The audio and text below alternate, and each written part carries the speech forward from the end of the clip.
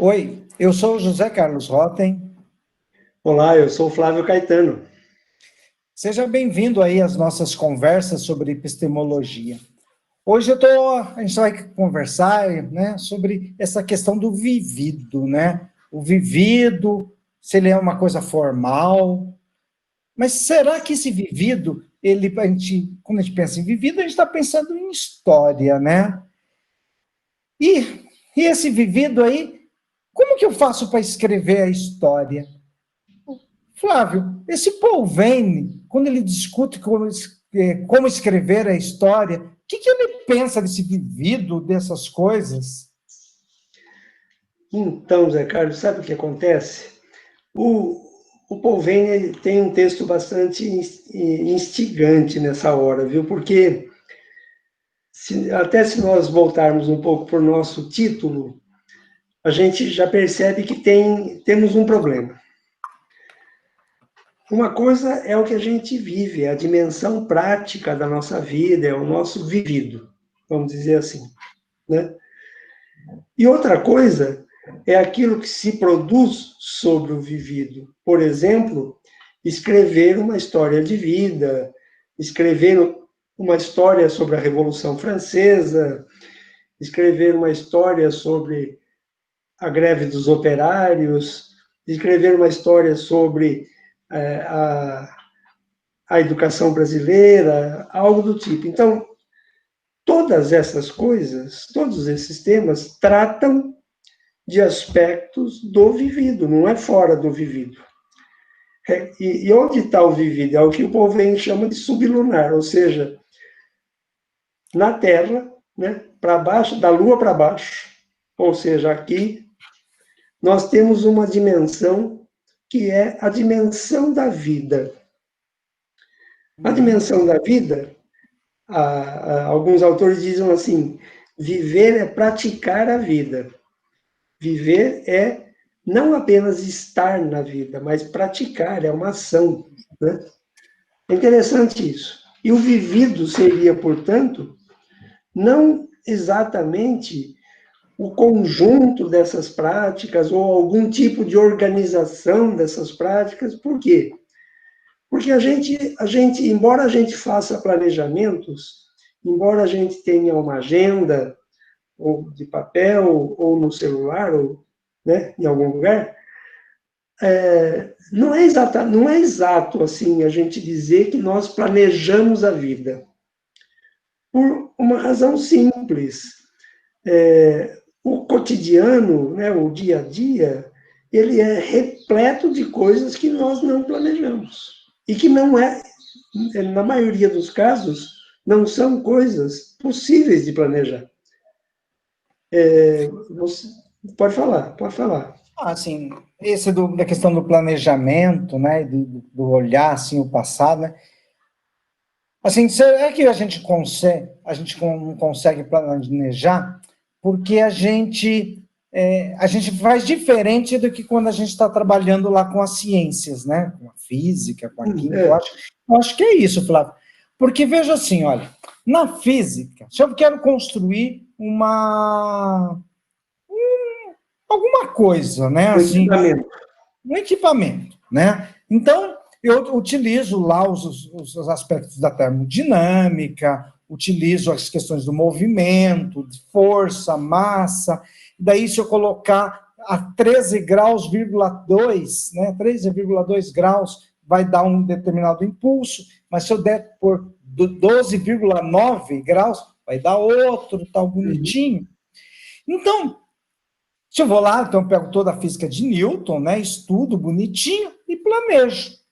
Será que nós, quando vamos fazer, pensamos a nossa vida, a gente deveria fazer a mesma coisa, Flávio? Quais são? A gente primeiro deveria buscar a ciência, né? Vamos buscar a ciência. Esse negócio aí de lidar sem a ciência não dá certo. Então vamos ver quais são todas as leis da sociedade. Não as leis lá do Congresso, né? Isso é uma outra coisa. São as leis que fazem o movimento, né? Então, por exemplo, todas as pessoas tendem a consumir mais do que ganham. se elas aumentarem, tiverem um aumento de 10 centavos no salário, ela não vai poupar esses 10 centavos, ela vai gastar esses 10 centavos a mais. E aí, se eu for pegar essa lei e todas as outras, né? Por exemplo, uma outra assim, todo ser humano busca a mãe, né? Vão lá nos freudianos, né? Todo ser humano busca a mãe, né? Então, ele quer casar com a mãe. Então, essas leis, se eu pegar elas, estudar direitinho, eu vou planejar meu futuro como eu planejo a minha máquina. Olha, você quase me convenceu, Zé Carlos. Só tem um probleminha aí. Eu vou escapar por pouco, rapaz. Você tem uma argumentação e fala sério. O probleminha é o seguinte: planejar é um ato aleatório. Eu decido planejar hoje, eu abro os olhos, eu passo em revista a minha agenda, mas não é todo dia, não tem dia que eu abro os olhos e falo, eu vou dormir mais um pouquinho. O planejar é uma ação humana. É um conjunto de decisões que eu vou tomar para atingir determinados fins, utilizando determinados meios. Essa é uma definição que alguns chamam até de clássica, mas ela é tão genérica que ela serve para qualquer negócio, até para curar a unha encravada, né? Agora, o que está na base? Por que eu chamei de aleatório? Porque o próprio planejamento supõe uma escolha antes dele começar a existir. Ou seja, vou fazer um planejamento. Vou fazer agora, vou fazer mais tarde, vou fazer por a razão X e não pela razão Y, vou fazer assim, vou fazer assado. Paro no meio do planejamento e falo, não vou fazer mais hoje, amanhã eu pego, outra hora. Então, por mais que a gente queira matematizar, não sei se é a melhor expressão, mas esquadrinhar a vida, fazendo um planejamento da forma como você vinha descrevendo, nós, felizmente, talvez, somos seres humanos. Flávio, tudo bem. Eu concordo contigo que a gente tem esse lado da opção, né? Vamos lá, optar por fazer algo ou não fazer, né? Então, a gente tem a opção. Mas eu posso ter a opção, quando eu estou fazendo a minha engenhoca lá, de usar as leis da física ou não. Sim. E a engenhoca funcionar mais ou menos, né? Porque vai lá ali na empiria e vai funcionando, né? Daí vem o meu vizinho e faz uma engenhoca melhor. Eu posso fazer, quem sabe, um planejamento, meio fazer escolhas ao léu, mas eu posso usar a ciência. Eu posso pegar todas as leis do movimento histórico e compreender o que vai acontecer agora ou depois. Eu posso fazer algumas previsões. Sim, e você destacou duas coisas aleatórias.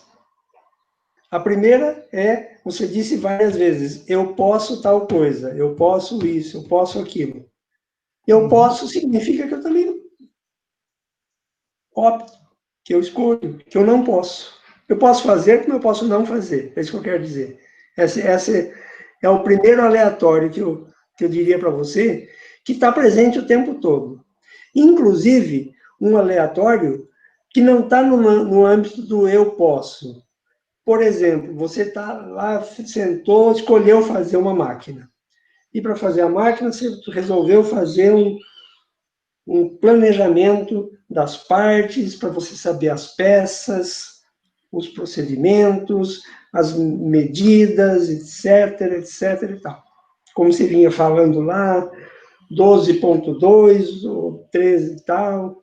Bom, isso vai tudo para o seu planejamento, mas tudo isso também supõe, quanto mais você estudar as leis, seja do Newton ou de qualquer outra ciência positiva, vai te colocar diante de determinadas escolhas.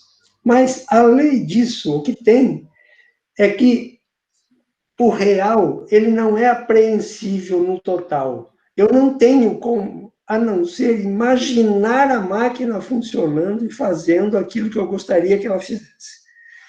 Então, o que vai acontecer aí? Quando eu embarco na viagem real, vamos dizer assim, na viagem da prática de vida, de construir a tal da máquina, ou equipamento, eu vou me deparando com as coisas que não estão regidas exatamente pelas leis da natureza, as rupturas. Eu estou lá fazendo um processo de soldagem na máquina e tal, que não pode parar no meio. Pá, acaba a força. Não estava no meu planejamento acabar a força.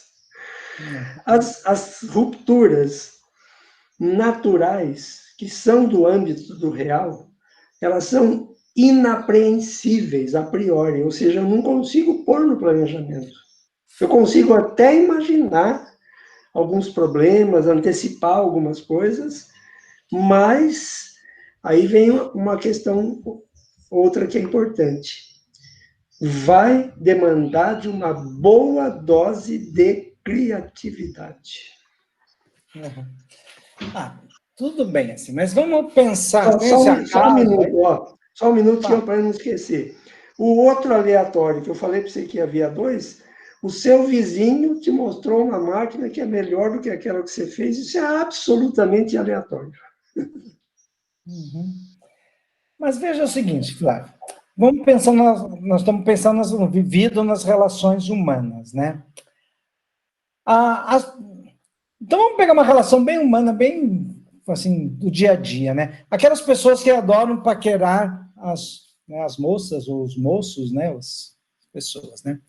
Então, uma das regras para você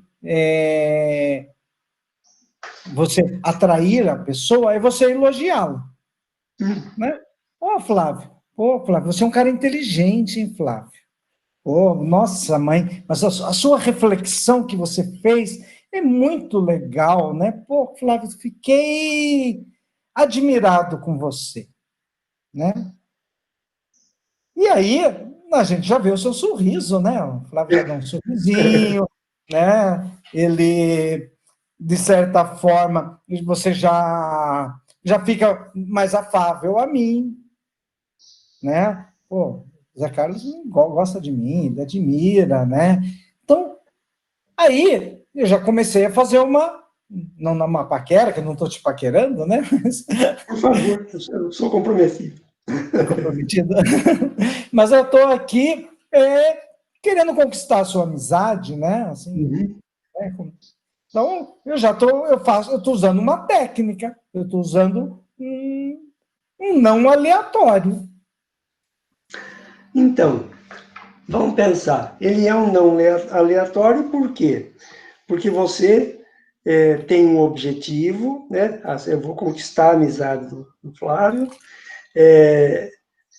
Parece que, ou eu ouvi que ele gosta disso, ou fala assim, ou ele faz isso ou aquilo, então eu posso usar como estratégia algumas coisas, transformar essas informações em ferramentas e tal, e nesse processo de conquistar a amizade dele, eu posso ter sucesso. Então, eu estou descrevendo uma espécie de planejamento formal, né? Embora o objetivo final possa não ter nada de formal, conquistar a amizade não significa obrigatoriamente que você vai me contratar, que a gente vai trabalhar junto, que a gente vai ter um compromisso institucional. Pode ser tudo isso, como pode ser 1 milhão de outras coisas, né? Então, veja, de uma forma ou de outra, e inclusive no próprio percurso do planejamento, o informal está sempre presente. Aquilo que não cabe na forma. Por quê?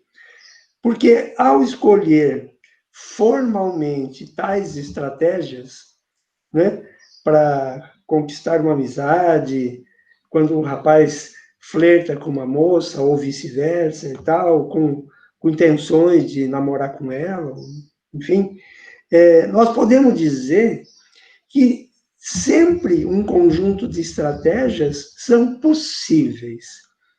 Então, digamos, no caso do exemplo que você deu, eu vou elogiar o Flávio, porque no discurso dele, ou dizendo que ele é um cara inteligente, um cara que fala bem, etc., para fazer aquilo que na gíria popular a gente chama de quebrar o gelo, né? Pois é, de criar uma empatia para ser menos informal. Muito bem. Acontece que eu preciso contar, não é com a lei do Newton exatamente, embora eu vou utilizar uma própria expressão dela. Eu preciso contar que a cada ação tem uma reação, né? Então, você usa uma estratégia planejada, mas o efeito, o desdobramento dessa estratégia é absolutamente improvável, ou seja, você não tem como garantir que a estratégia vai dar naquele ponto. Então, você vai ter que contar com alguma coisa do aleatório no meio do caminho. Tá. Então, tá ok. Então, vamos agora pensar o seguinte. Então, eu tenho o aleatório na vida, né? Parece que eu tenho algumas regras, né? Que a gente pode contar. Por exemplo, assim, essa questão de que para poder conquistar uma pessoa, você tem que criar uma empatia e coisas assim do gênero, né? Então, parece que existem algumas regularidades e, ao mesmo tempo, existem algumas particularidades, né? Isso é aí. Mas quando a gente pensa assim, na natureza, também a gente tem as particularidades e a gente tem as coisas que são mais genéricas e que a gente consegue explicar. Por exemplo, assim, quando eu vou estudar na geologia o espaço, né, o clima, determinada formação geográfica, se rola uma pedra, né, e por causa de que essas pedras vão rolando, elas vão rolando por causa da erosão. E por causa dessa erosão, ela forma um outro... Quase que derruba a garrafa aqui. Lei da física. Olha a casa. Daí, você tem essa erosão.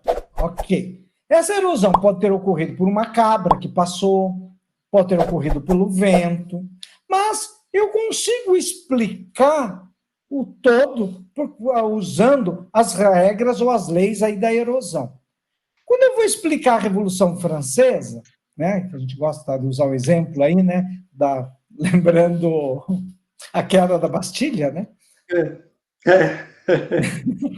Quem não souber por que a gente brincou aqui, assistam o primeiro vídeo lá que você vai ficar sabendo. Né? É verdade. Que a gente acha engraçado.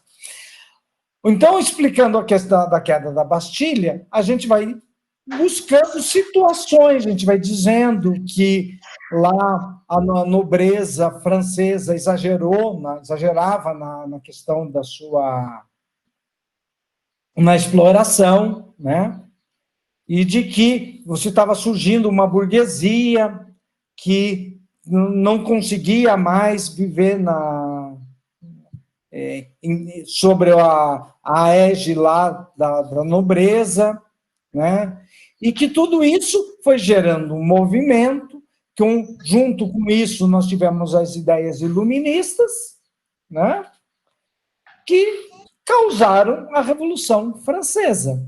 Então, se a gente for pensar assim, eu explicar por que alguém comeu brioche, ou porque é uma coisa, né? E por que a rainha, se não me engano, diz a lenda que a Maria Antonieta, né, disse para o pessoal, assim, reclamaram que o povo estava com fome, porque não tinha pão, e ela falou, comam brioche, diz a lenda que ela teria falado isso, né? Sim, o fato dela ter falado é ocasional, né? Ela ter falado como a brioche eu não tenho, eu não como, se foi verdade ou não foi, isso é irrelevante. Mas o grande movimento histórico, a gente pode explicar como esse motor, não pode, Flávio? Então, é isso que nós dizíamos no começo. Eu posso explicar, posso organizar isso de uma forma sistemática, inclusive dando a impressão de que tem leis históricas que sustentam essa minha explicação. Mas o que ocorre, na verdade, não é isso. Primeiro, porque essa minha explicação é uma organização aleatória, ou seja, escolhida por mim, que eu poderia escolher outra coisa, e outra pessoa poderia escolher 1 milhão de outras, então é aleatória por conta disso, de que as coisas se passaram assim. Eu vou usar um exemplo dentro desse tema. Um pensador francês chamado Alexis de Tocqueville, que escreveu sobre a Revolução Francesa, ele escreveu uma coisa muito interessante, para não dizer interessante e exótica. Ele escreveu assim, entre outras coisas, né, que a Revolução Francesa só poderia ter ocorrido na França. Claro, e não era um trocadilho, não era uma brincadeira, ele dá todo um precedente da organização da sociedade francesa pré-revolução, né, de longa data, como se organizavam as instituições, o que vivia a burguesia, o que vivia a nobreza, o que vivia o populacho, e tal, e tal, e tal, que, lendo o que ele escreveu, quando ele escreve lá na frente, a Revolução Francesa só poderia ocorrer na França, não é porque ele extraiu de tudo que ele falou previamente nenhuma lei. Não é por essa razão a frase dele. E ela não tem nada de exótico. Ele está dizendo, só poderia ocorrer na França uma revolução por causa dessas razões todas que eu enxergo na história. Não é que as razões estavam, pensa comigo, as razões como um monumento, um bloco, né, fixado num determinado lugar, as razões fossem esses blocos, então elas estão lá desde sempre, né? Já vieram desde o Jardim do Éden, estavam sempre ali, como diz a Sandra, no Testamento do Adão. A Sandra é a nossa colega de departamento, que também trabalha conosco. Elas estão ali desde sempre, então eu não escolho as razões, eu sigo as razões. Aí eu poderia falar em leis da história, mas aqui entre nós, não dá para pensar as razões nesse formato, nesse pressuposto, de que elas estão sempre aí, porque sempre estiveram. Não, ao narrar a história, ao descrever a história, inevitavelmente eu já estou fazendo uma interpretação. Você quer ver como é interessante esse negócio? Eu tenho estudado alguns autores, alguns deles franceses também, que trabalham com biografias e autobiografias. E uma das ideias interessantes é a seguinte: ninguém tem história de vida. Você não tem uma história de vida. A não ser que você passe a narrar eventos memorialísticos, ou seja, eventos que a sua memória, de alguma maneira, reservou e que você pode chamar ao seu consciente, digamos assim, à sua linguagem, e dizer que a sua vida se transcorreu mediante tais eventos. Agora, veja que interessante. Por que a pessoa escreveu que a gente não tem uma história de vida antes de narrar o que viveu? Porque o que a gente tem é a vida. E digo mais, é tão aleatório que a gente também não tem nem passado. Por quê? Porque o passado está onde para eu ter um passado? Ele só é possível na medida em que eu enunciar como passado coisas que eu vivi. Então, o passado é construído. E isso tem todo um caráter aleatório. Eu estava pensando aqui duas coisas, né? Assim, a partir do que você está falando. A primeira, Flávio, é assim que eu estou meio triste. Assim, fiquei triste. Por quê? Porque, olha, eu estava vendo, tem alguns relatos aí sobre a história política do país, de nome, coisa, que o bolsonarismo, né, o Bolsonaro chegou ao poder, seguindo a mesma estrutura do Trump, né, usando redes sociais, fazendo essa polarização e falando e tal, tudo mais, né? E que 4 anos de governo, num sistema de polarização, significa que, ao final, ele não consegue se reeleger, apesar de ser muito frequente os presidentes dos Estados Unidos se reelegerem, que é uma coisa, quase uma anomalia um presidente não se reeleger nos Estados Unidos. Então, eu já estava animadinho aqui, Flávio. Se ele se elegeu igualzinho, pode ser que ele não se eleja. Então, ele não vai se eleger também. Não vai se reeleger. Eu estava pensando, então, por que será, né? Assim, então, não tem uma regularidade, uma historicidade, no qual a gente possa... Não, porque o trabalho do historiador, segundo o Polvein nos escreve, não é encontrar regularidade na história, é produzir regularidades. Ele organiza, de acordo com a sua visão de mundo, com a sua formação, com a sua idade, com a sua época, com as relações sociais que ele vive, com as relações afetivas, com os seus saberes e os seus não saberes. Ele organiza algo que ele concebe como regularidade.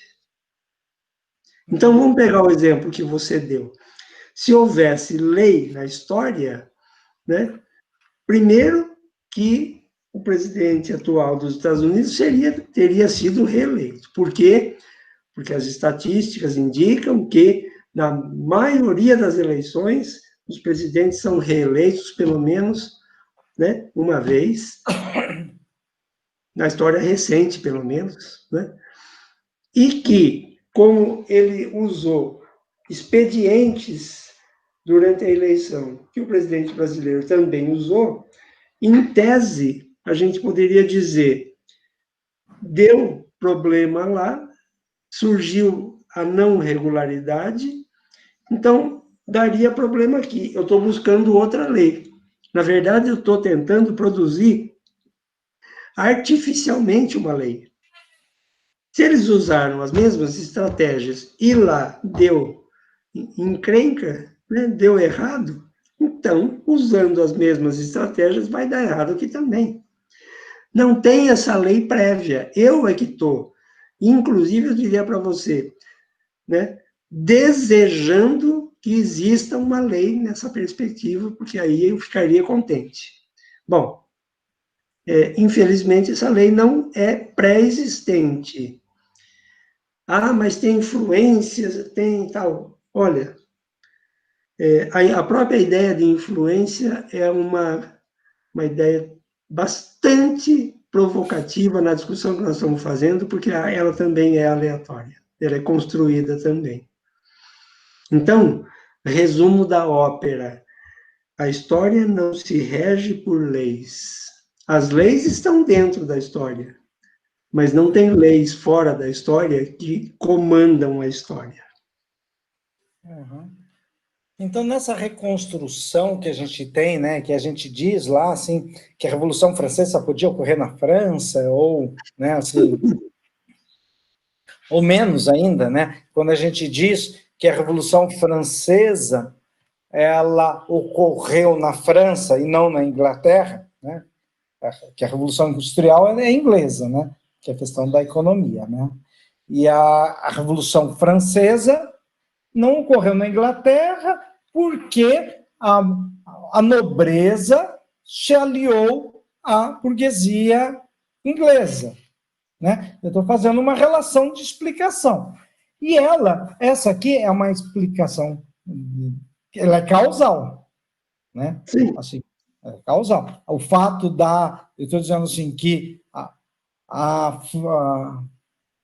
nobreza inglesa, ao se aliar à burguesia, e dentro das suas revoluções, ela continuou se mantendo como nobreza, enquanto que na França não houve uma aliança, né, e até pelas características do Luís XV, né,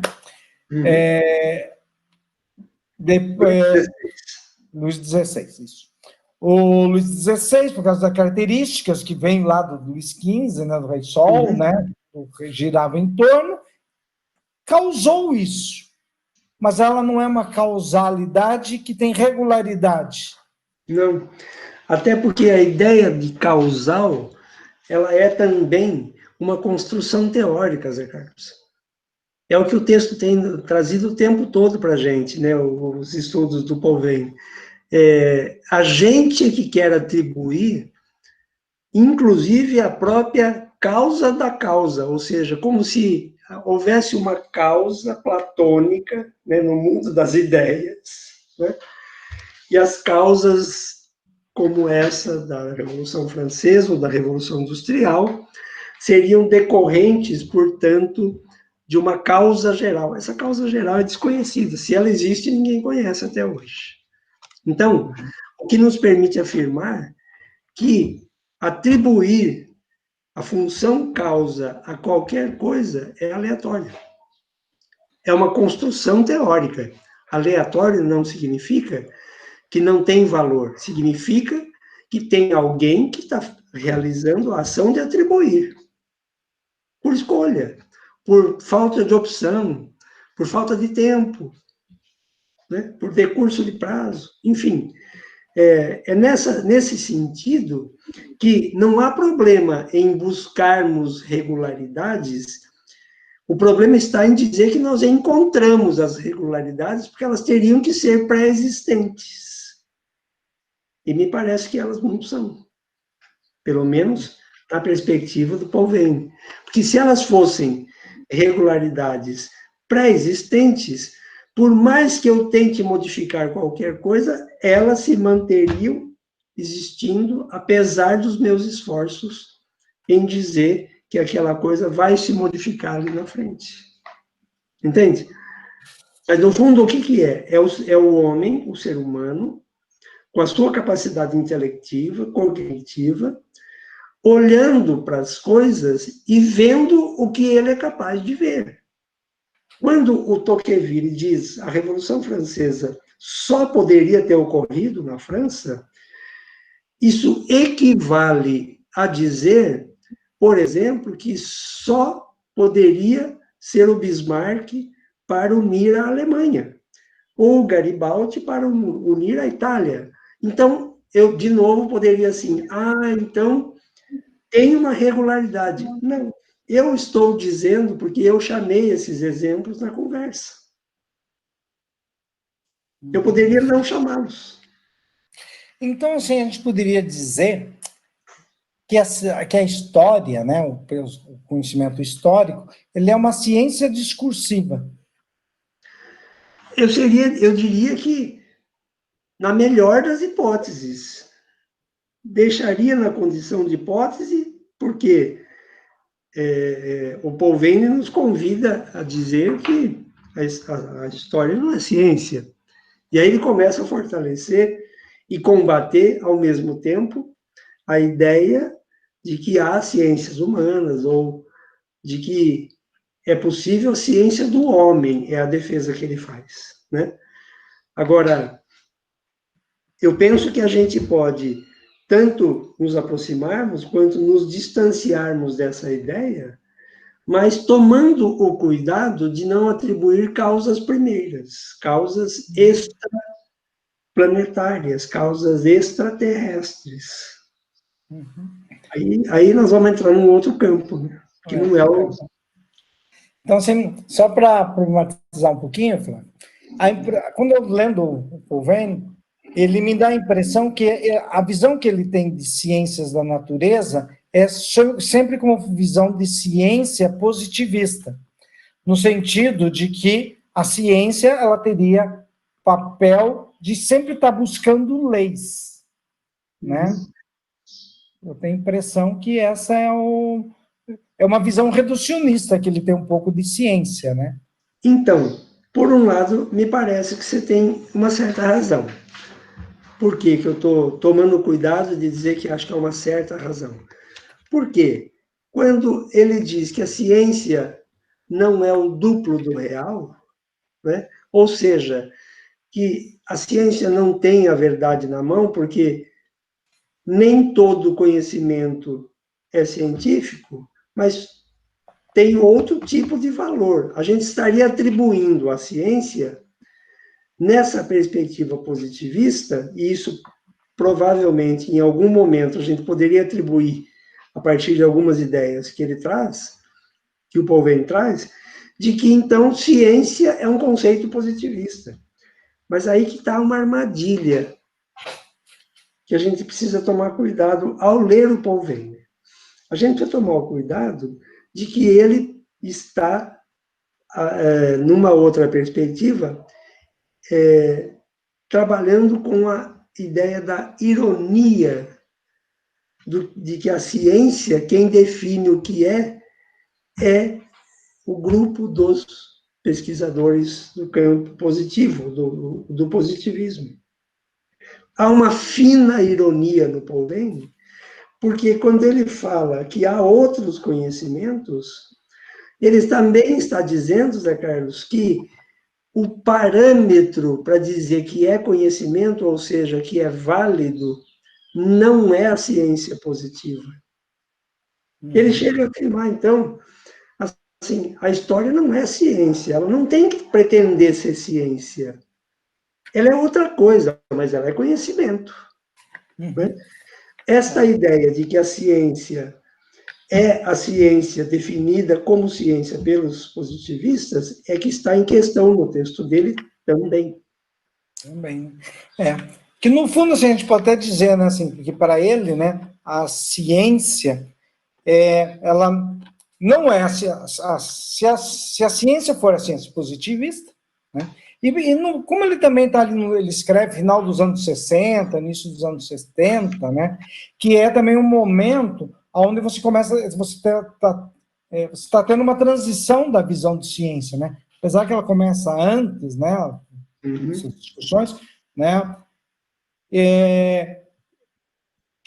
mas a compreensão parece que na época a ciência positiva que era o grande coisa e que se queriam fazer as ciências, né?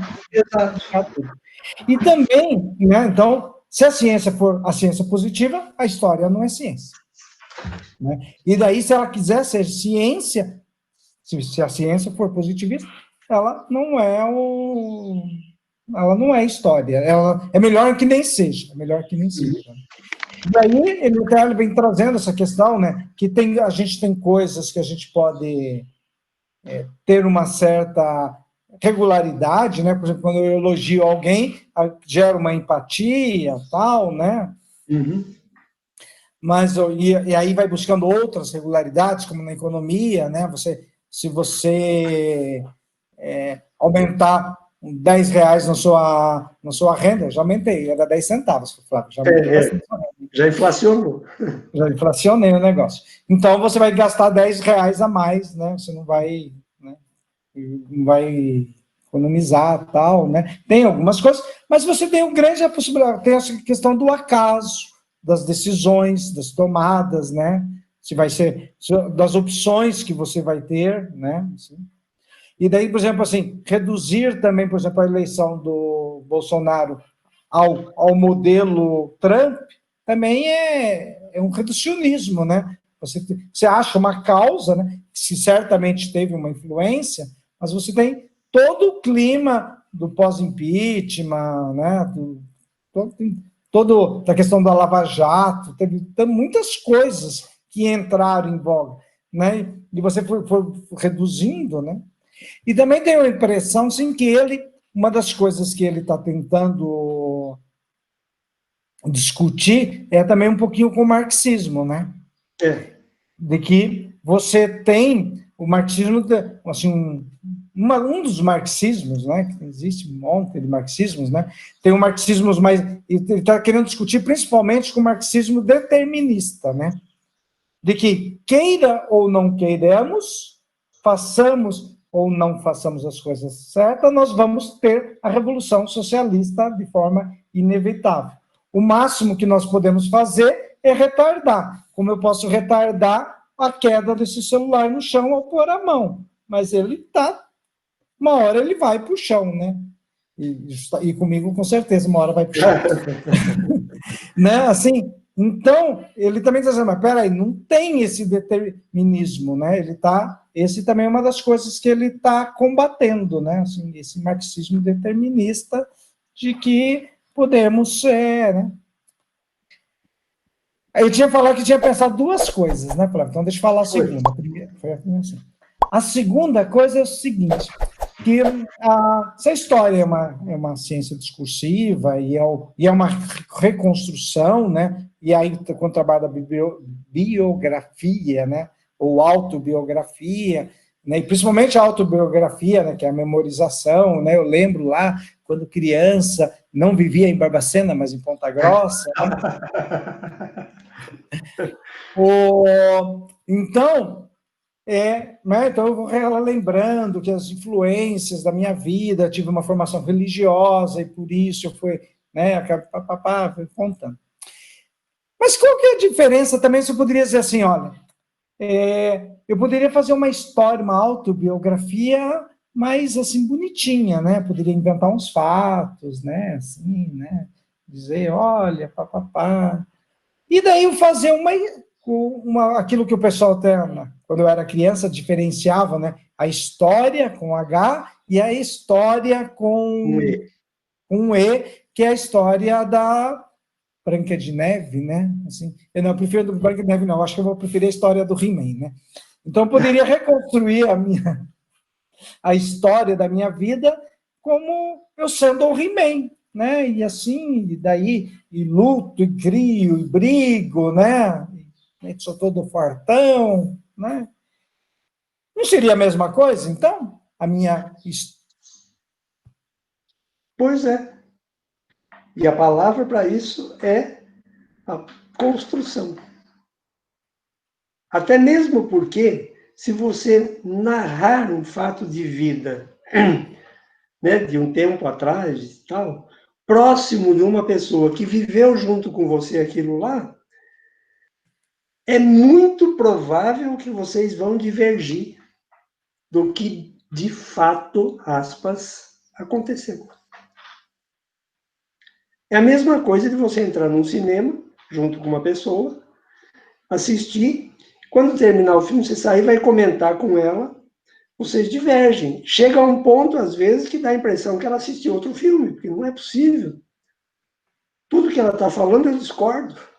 É a mesma coisa, entende? A gente vê aquilo que a nossa condição de ver nos permite.